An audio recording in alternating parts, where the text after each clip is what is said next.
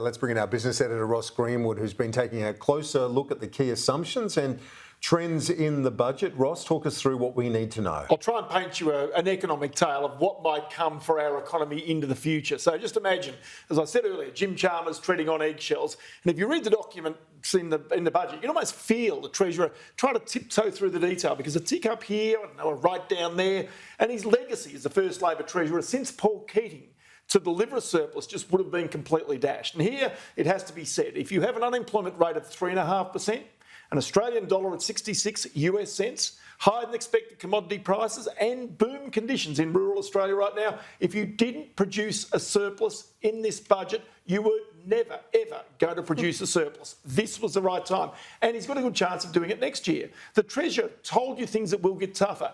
But at heart, this budget shows he's an optimist. Interest rates here are lower than other parts of the world. The budget forecasts cuts to interest rates are there. It notes markets showing a fall in our cash rate from 3.85% to 3% by June 2025. So if you're struggling with a mortgage right now, a business loan, hold your breath. For 2 years, they are coming down, according to the budget.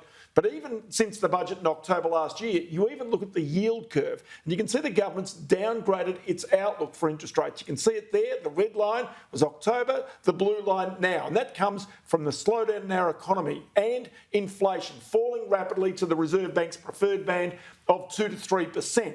But that slowdown is also part of the reason that unemployment is forecast to rise from the current 3.5% out to 4.5% in 12 months' time. Now, for perspective, just to give you some idea of that, that's about 170,000 workers out of a job compared with today. But it's much more than that because the government has deliberately, and Jim Chalmers, taken on a populate or perish strategy here. At a time when the government says Australia's economy, and this picks up a little bit of what Andrew said earlier, the economy is slowing rapidly. So it's going to deliberately race to increase our population very, very quickly.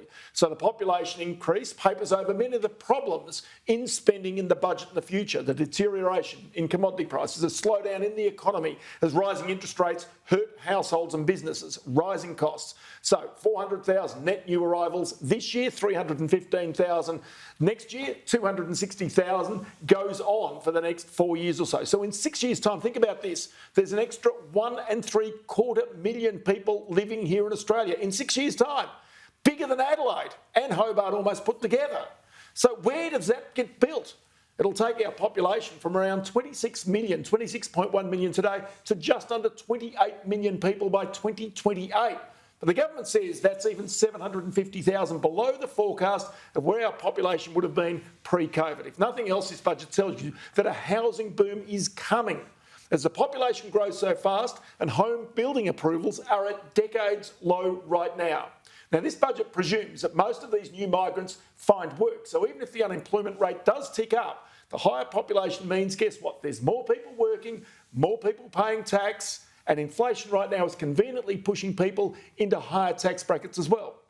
But there's another economic punt here, that the immigrants arrive quickly enough to take pressure off wages to stop that wage price spiral into economic oblivion the Reserve Bank has warned against. Here the government says, yes, it supports pay rises for the low paid and for aged care workers, but wage rises, it says, will peak this year at 4%, then fall to 3.25% over the next 2 years. So wage rises moderate as more migrants come in and the unemployment rate rises. That's the strategy. The budget also gives a worst case scenario that if this does not fall into place, it says global risks could tip our economy off course if more banks fail in the US, triggering a global crisis. For example, under that situation, economic growth would fall from the current 1.75% this year just to 1.25%. Unemployment wouldn't be 4.5% next year, it would be 5.25%, with a lot of those new migrants potentially struggling to find a job and not paying that extra tax to the government. That's the worst case scenario for Jim Chalmers. And the forecast of how much debt Australia is in, how much interest we pay, would also change. The interest bill would go from $21 billion this year to $27 billion in 4 years' time. So, a treasurer dancing on eggshells to get these results? You bet it was.